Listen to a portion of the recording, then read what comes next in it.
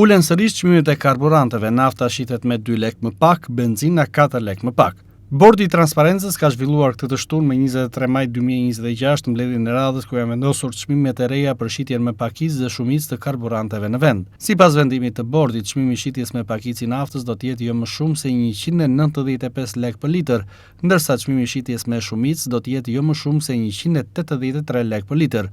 Ndërkohë për benzinën, çmimi maksimal i shitjes me pakicë është caktuar 182 lek për litër, ndërsa ai i shitjes me shumicë 170 lek për litër. Autoritetet bëjnë me dije se çmimet e reja hyjnë në fuqi sot me 23 maj 2026, duke nisur nga ora 13:30 dhe do të mbeten të vlefshme deri në mbledhjen e ardhshme të Bordit të Transparencës, ku do të reflektohen ndryshimet e reja të tregut. Bordi ka tërhequr vëmendjen e operatorëve të tregtimit me shumicë dhe pakicë nën produkteve të naftës për zbatimin e detyrueshëm të këtij vendimi. Sipas njoftimit, në rast të shkeljeve të konstatuara nga subjektet tregtare, do të vendoset pezullimi i aktivitetit.